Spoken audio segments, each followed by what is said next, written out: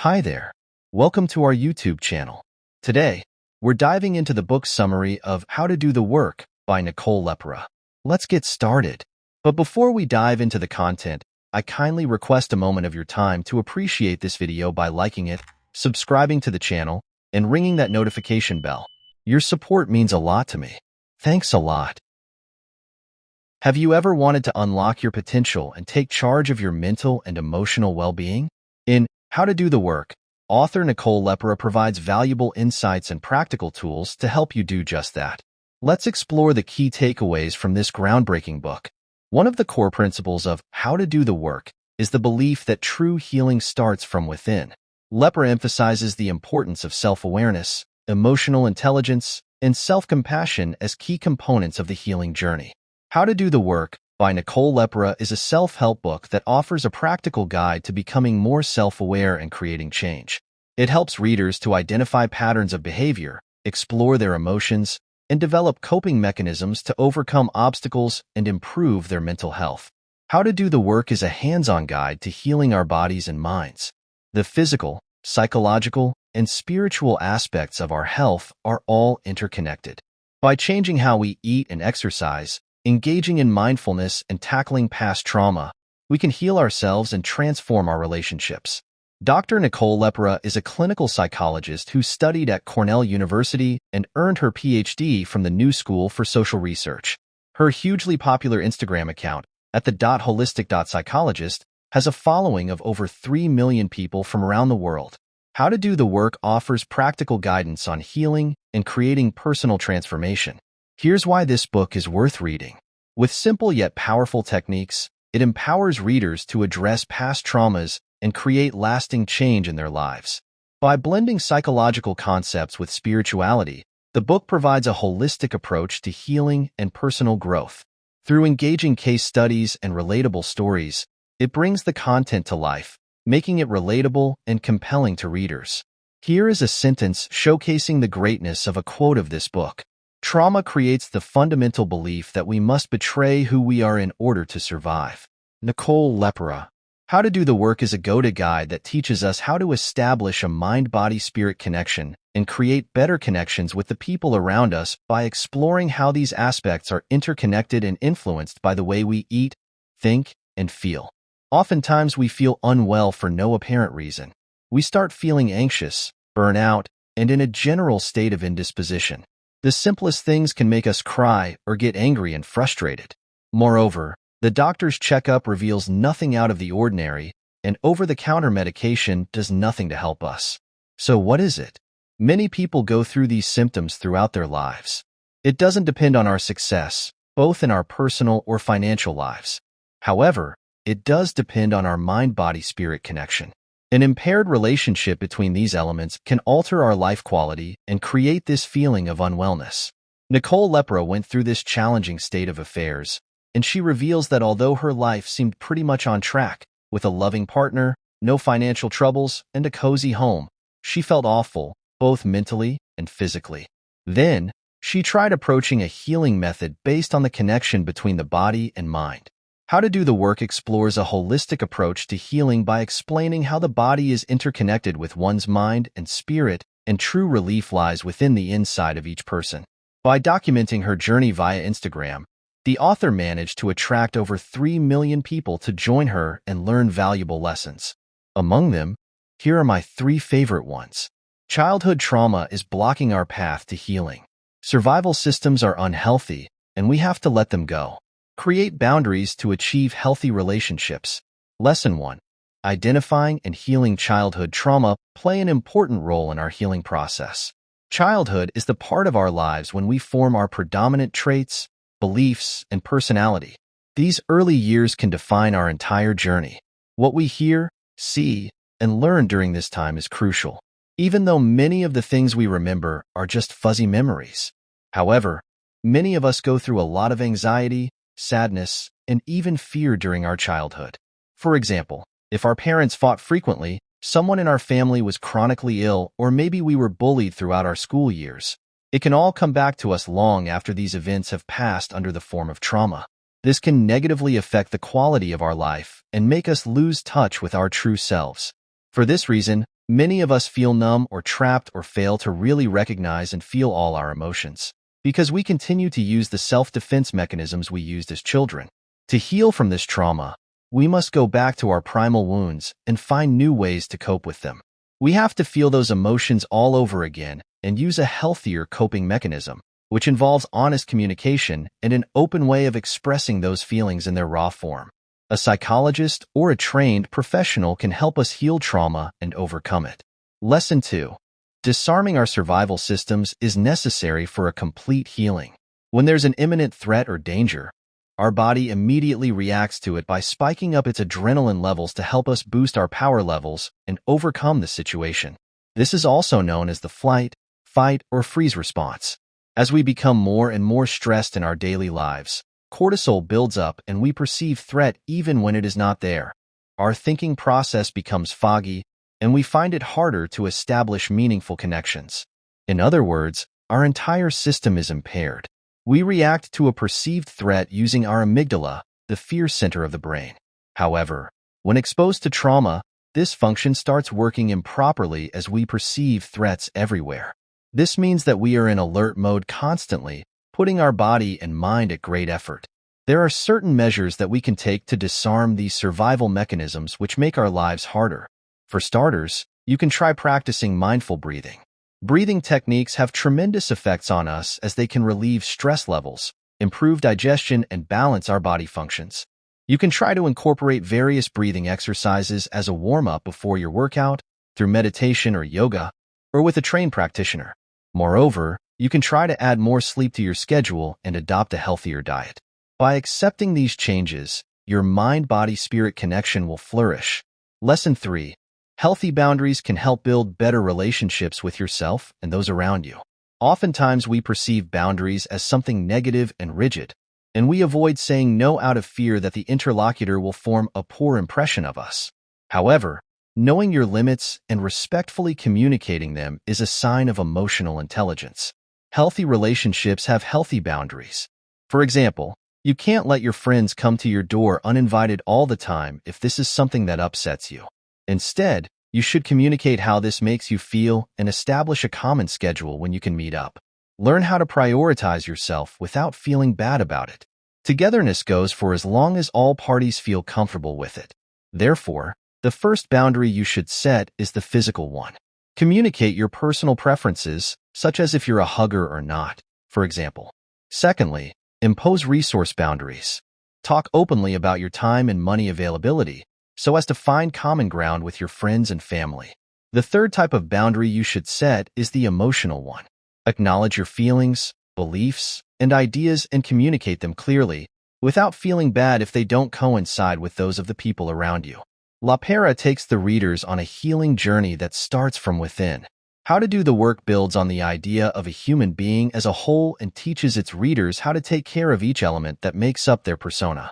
Dealing with childhood trauma, adopting a healthier routine, and accepting one's authentic self at all stages of their life are just some of the concepts presented in this book that will change your view on self-healing.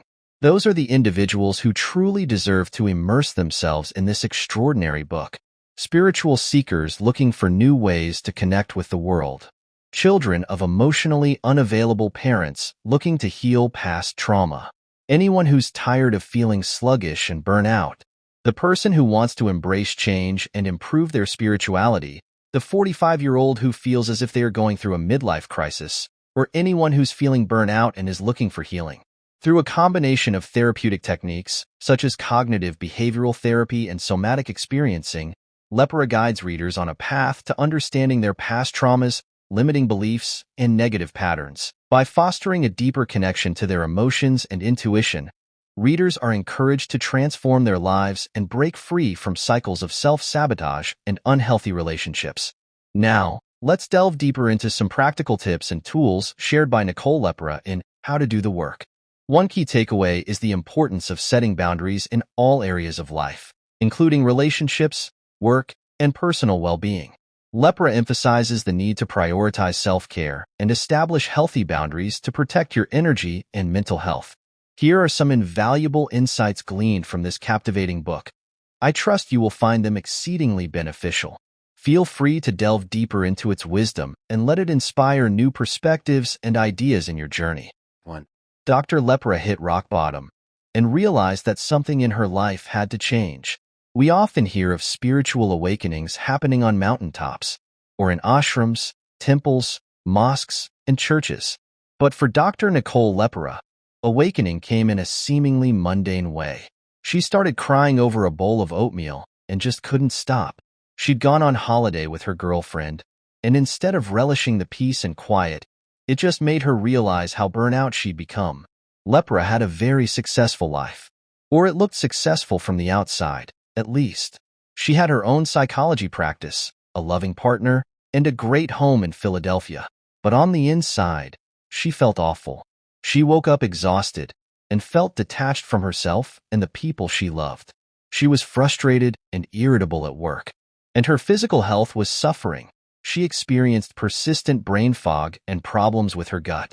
She realized that something in her life just wasn't working. The key message here is, Dr. Lepera hit rock bottom and realized that something in her life had to change. What was it?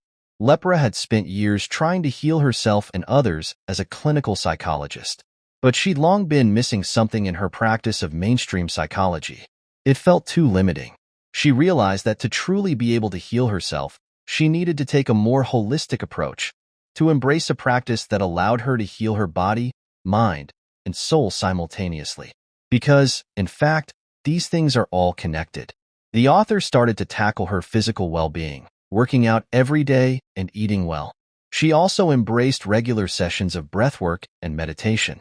At first, keeping up the routine was a hard slog, but after a few months, her body began to crave it.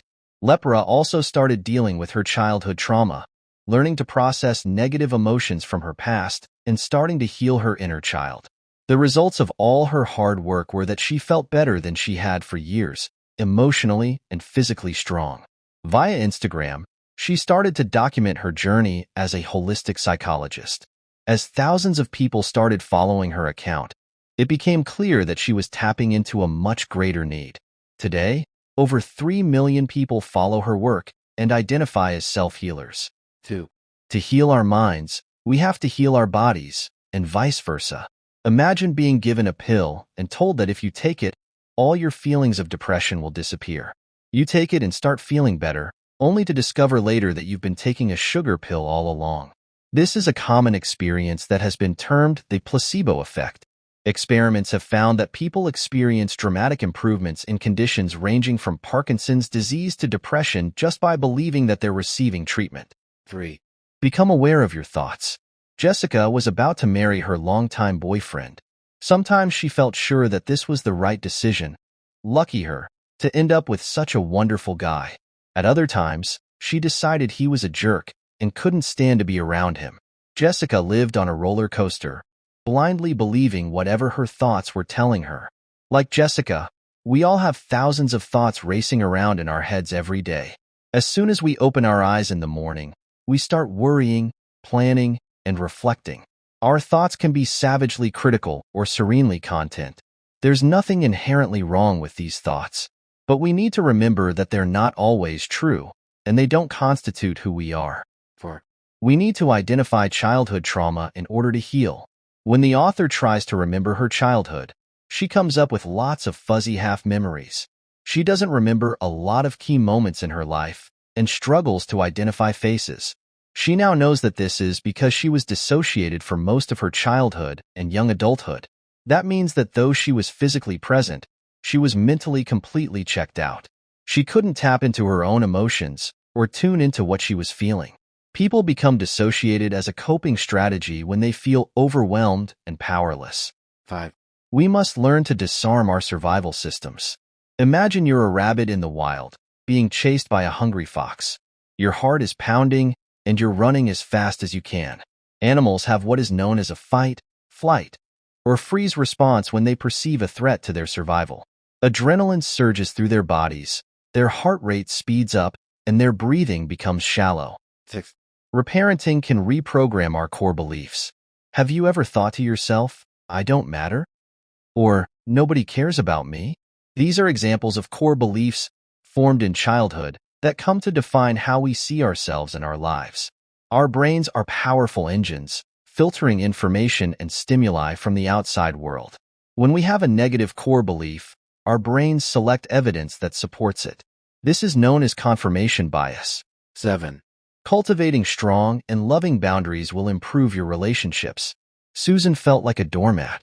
Her friends called her at all hours to dump their emotional drama on her, without ever asking how she was feeling. Her family also barged into her home whenever they felt like it. Susan had no real boundaries.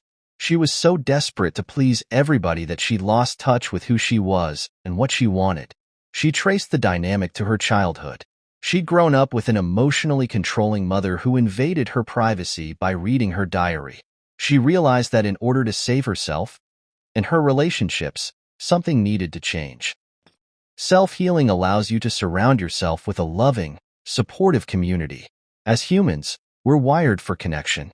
Our well-being depends on the support of our communities. That's why embarking on a healing journey is so scary. When you change the status quo and challenge how things have always been in your relationships, you risk being ostracized by family and friends. Another valuable insight from the book is the concept of inner child work. By addressing and healing past wounds from childhood, readers can release emotional baggage that may be holding them back in their present lives. This transformative practice helps individuals cultivate self-compassion and embrace their authentic selves. In addition, How to Do the Work encourages readers to cultivate mindfulness and presence in their daily lives. LePera stresses the importance of being grounded in the present moment and practicing self-reflection to deepen self-awareness and emotional resilience. By integrating these tools and practices into their lives, readers can embark on a journey of self-discovery, healing, and personal growth. How to Do the Work serves as a roadmap for anyone seeking to break free from the grip of past traumas and negative patterns, empowering them to create a life filled with purpose, fulfillment, and authenticity. In conclusion, How to Do the Work offers a holistic approach to personal growth and self-healing.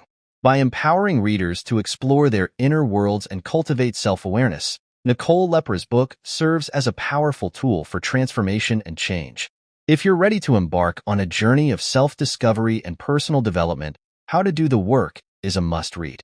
You can find the link to acquire a copy of this incredible book in the description below. Thank you for tuning in to our exploration of How to Do the Work by Nicole LePera.